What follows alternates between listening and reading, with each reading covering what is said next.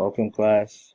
This is my value chain assignment on Diesel Sales, a company that I currently work for and am a proud employee of. My name is Paul Huerta, by the way. So let me tell you a little bit about Diesel Sales. Diesel Sales was started in 2007 by Howard Gossage, who began in the automotive industry in the mid 1960s. He actually began selling automotive parts out of the trunk of his engine to college students, ironically to pay for college, which he actually never attended. The actual Diesel Sales Company began as an internet-based forum for people in the industry to find parts around the country. Rather than travel from state to state in search of certain parts, they were able to go on this forum using a fax machine and were able to find parts that they were looking for. Obviously, with the modernization of the internet, that's actually become a little bit easier within the past 10, 20 years. Diesel Sales, although it is a multi-million-dollar company, it staffs only around 20 people, which is, fairly small for a company that brings in that much revenue. The reason why the company is kept so small, which is also noted in the article that I've cited, is because the owner wanted to keep, quote unquote, the company lean. When he says that, he means, leveraging not only people's time and effort as much as possible, but also being able to leverage technology to limit the amount of staff you have to employ at one time. So the company's mission statement is, here at Diesel Sales, you can put your mind at ease when purchasing an engine. Our customers come first, and because of our long-standing relationships and expertise in this industry, we can provide the best pricing on all new surplus, good tested used, and remanufactured engines. You'll never fail when you choose Diesel Sales. So that last part there, you'll never fail when you choose Diesel Sales, is kind of what I would call the company credo. And, something that the company really prides itself on, and I know from experience as an employee, is really putting the customers first and ensuring great customer satisfaction, which obviously makes for a sustainable company. If your customers are happy and are comfortable enough to trust you and keep coming back to you for their needs, then you'll always have business. We are the largest distributor of diesel engines in the Midwest, Southeast United States, and also to the United Arab Emirates. We make, I want to say, 80% of our revenue from the U.S. and another 20% to the UAE.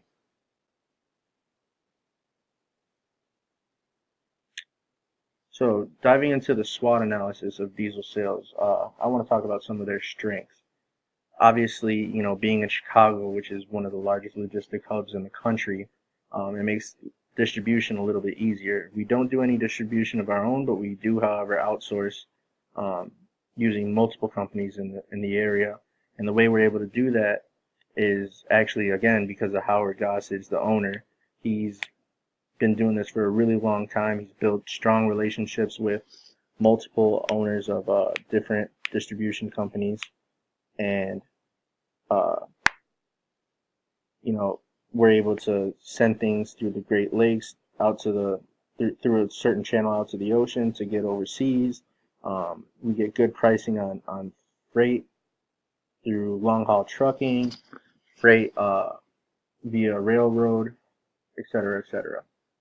Another thing, like I was talking about, that is one of Diesel Sales' strengths are the customer service aspect. Every time a customer calls or stops by the office, we want them to leave feeling as though they've not only gained something in a purchase, but perhaps, gained a little bit more knowledge about what we do here as a company and about, their particular needs. So if somebody comes in asking for a specific engine, we try to inform them about, what else might work for them, why, certain things fit a certain way, etc. Another one of our strengths is being able to leverage technology, which is something that he's done, obviously, throughout the years, and something that we're doing more frequently within this past year since I've been hired. I was brought on as a marketing assistant. I've since worked my way into a marketing slash sales position full time.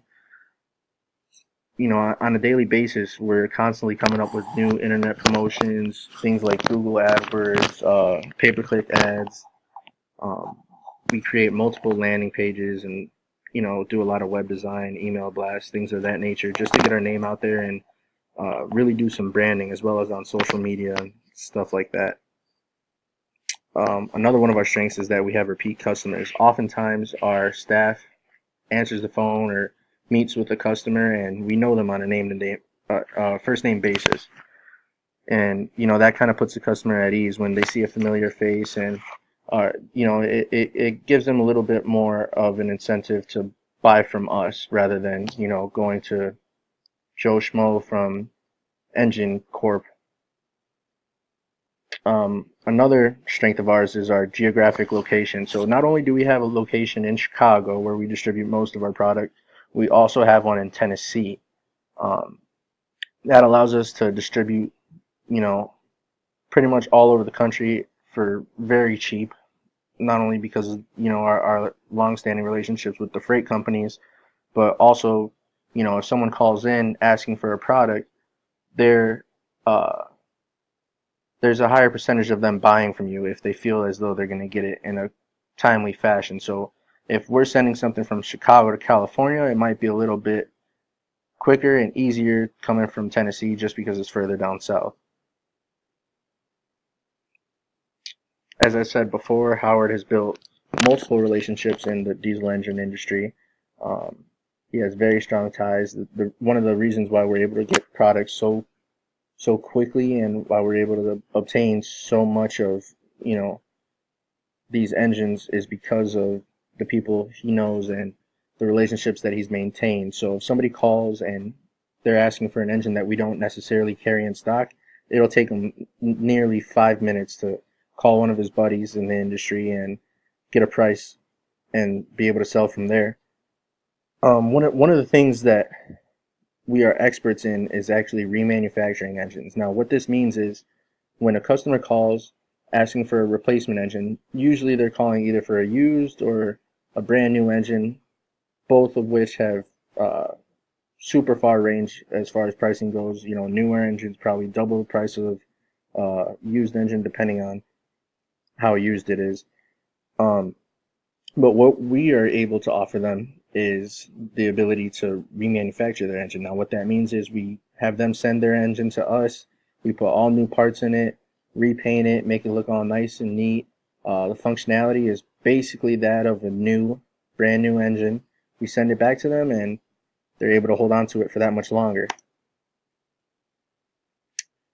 Now, while we do have many strengths, just like any other company, is some room for improvement, and we do have some weaknesses. I know I talked about leveraging technology as one of our strengths and marketing. We're still very young in that stage of our business plan.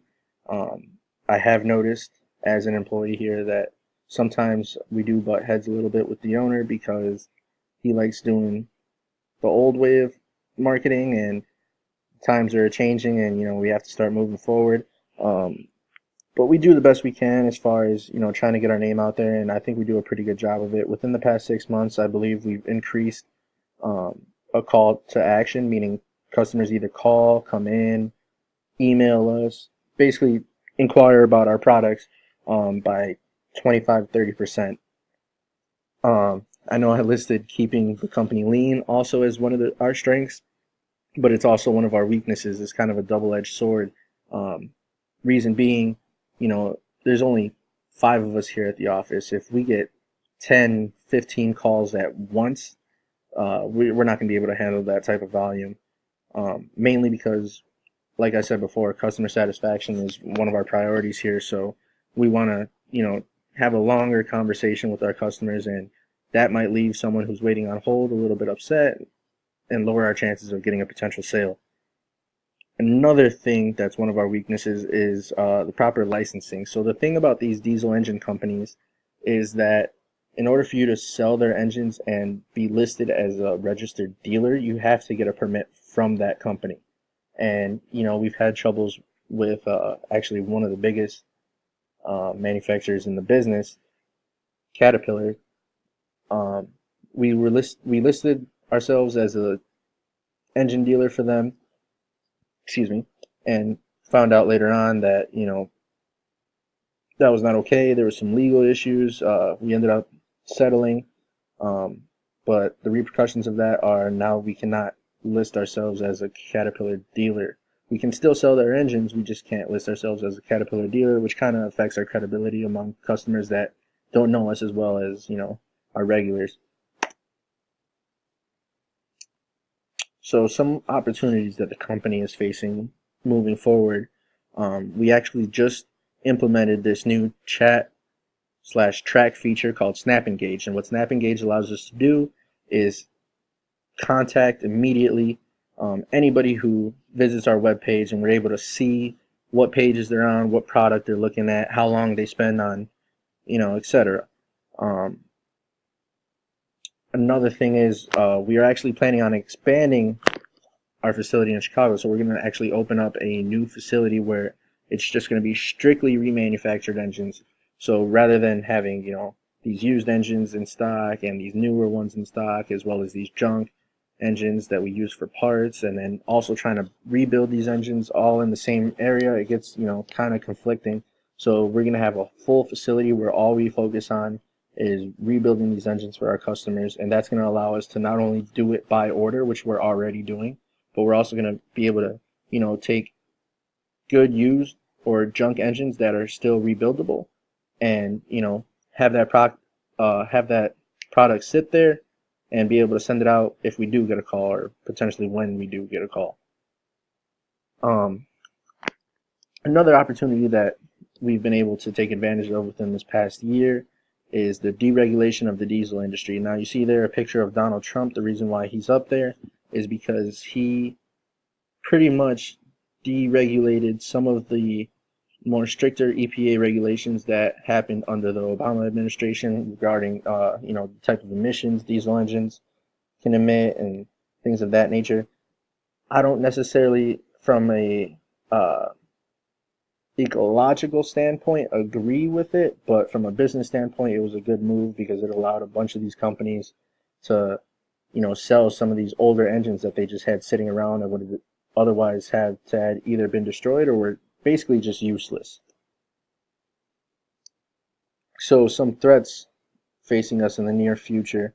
I talked about the deregulation of certain diesel engines. Well, the government's pretty volatile, so let's say President Trump gets impeached, and whoever comes into office next decides that they want to re-implement those regulations. That would pretty much kill half of our business, because a lot of these blue collar um, clients that we have only have older engines. They don't have enough money to purchase the newer ones, and haven't been able to keep up to date. All they want to do is replace their older engine. They don't want to have to go out and buy a new truck or crane, etc. Um, Another threat facing us looking forward is, if a company that we do business with consistently, let's say Cummins, we consistently buy new surplus engines from them, which means, they make a bunch of engines and then they actually realize that they make too many for their order. So what they have to do is sell the extras, which is where we come in, we buy those, and then we sell them at a lower premium to our customers, which is kind of cool. But if Cummins comes in and decides that they don't want us doing that anymore, or we're, too much competition for them, they could revoke our license to deal. Another threat facing us is the health of our owner. Obviously, being in the industry for 50 years, he's an older gentleman. He's 78 years old now, and while he is in remarkably good health, God forbid anything bad happens to him, that would be pretty much the end of this company. There really is nobody moving forward that could potentially take his spot, and it's my belief that the family would probably just sell to the highest bidder, which would leave a lot of people out of a job. And yeah,